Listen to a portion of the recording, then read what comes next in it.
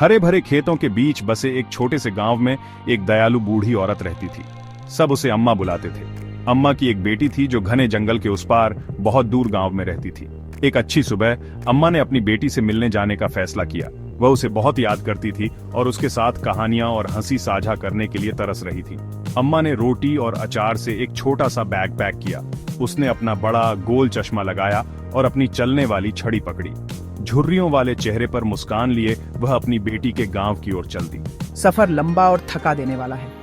सूरज आसमान में ऊपर है, मुझे पसीना आ रहा है। मैंने अभी आधी ही दूरी तय की है कि मुझे एहसास हुआ कि अकेले यात्रा करना कितना खतरनाक है। जंगल जंगली जानवरों का घर माना जाता है। जैसे जैसे वह जंगल में गहरी होती गई, हवा में नम मिट्टी और अनजान फूलों की गंध भर गई। अचानक अम्मा को धीमी गड़गड़ाहट सुनाई दी। उसका दिल धड़क गया। एक पेड़ के पीछे से झांककर उसने एक ऐसा नजारा देखा जिससे उसके खून सूख गया। यह एक बाघ था। उसकी नारंगी और काली धारियां पेड़ों की छाया से मिल रही थीं। वह उसे भूख से देख रहा था। इससे पहले कि अम्मा कुछ सोच पाती, झाड़ियों से एक धूर्त लोमड़ी निकली। उस पतली बूढ़ी औरत को देखो, वह शायद ही आपके लिए भोजन बनाएगी। उसे जाने दो। जब वह अपनी बेटी से मिलकर वापस आएगी तो वह सारा स्वादिष्ट खाना खाकर मोटी और रसीली हो जाएगी। अम्मा डरी हुई थी, लेकिन वह तेज दिमाग वाली थी। वह जानती थी कि उसे चालाक जानवरों को चकमा देना होगा। कांपते हाथों से उसने अपना चश्मा ठीक किया और ऊंची आवाज में कहा, अरे बाप रे, आपको क्या लगता है कि मैं अपनी बेटी के यहाँ जाकर मोटी हो जाऊंगी? आप देखिए उसके पास कितना कम खाना है। मैं भाग्यशाली रहूंगी अगर मैं वहाँ भूखी न मरूं। बाघ और लोमड़ी हैरान रह गए। वे ऐसी महिला से कभी नहीं मिले थे जो अपनी बेटी के घर खाना नहीं खाना चाहती थी। बाघ झिझका। उसकी भूख उसकी जिज्ञासा से जूझ रही थी। बहुत खूब, लेकिन हम आपके वापस आने पर आपका इंतजार कर रहे होंगे। अपना वादा मत भूलना। अम्मा ने उत्सुकता से सिर हिलाया और उनके विचार बदलने से पहले ही जल्दी से चली गई। बच निकलने से राहत मिली।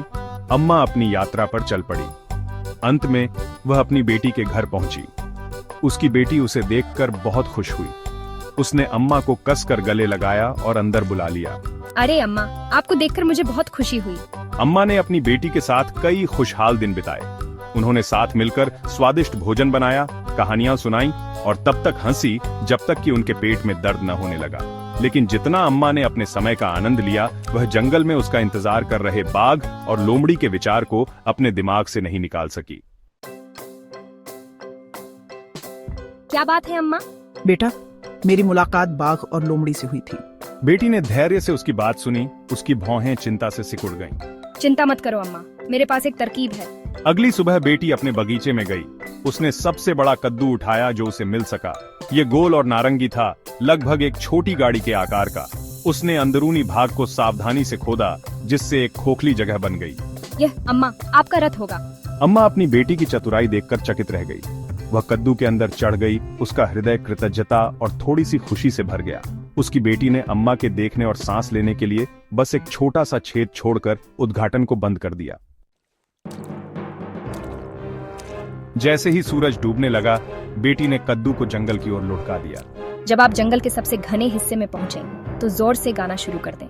बाघ और लोमड़ी सोचेंगे कि तुम बस एक बड़ा फल हो और तुम्हें अकेला छोड़ देंगे। अम्मा ने अपनी बेटी को गले लगाया और उसकी तेज सोच के लिए धन्यवाद दिया। जैसे ही उसने जंगल में प्रवेश किया, अम्मा ऊंची हंसमुख आवाज में गाने लगी। अम्मा के बेसुरी गायन के साथ कद्दू लुढ़कता हुआ रास्ते पर चल पड़ा। वो अजीब सा जीव क्या है? यह कोई नया फल होगा, इसे जाने दो। ये वैसे भी बहुत स्वादिष्ट नहीं लगता है। इस प्रकार अम्मा अपने कद्दू वाले रथ के अंदर सुरक्षित बाघ और लोमड़ी के पीछे से लुढ़कती हुई चली गई। उन्हें कुछ शक भी नहीं हुआ। अम्मा गाती रही जब तक कि वह अपने गांव के परिचित रास्ते पर नहीं पहुंच गई। अंत में वह सही सलामत घर पहुंच गई। वह हंसी जब उसने सोचा कि कैसे उसने बाघ और लोमड़ी को चकमा दिया था।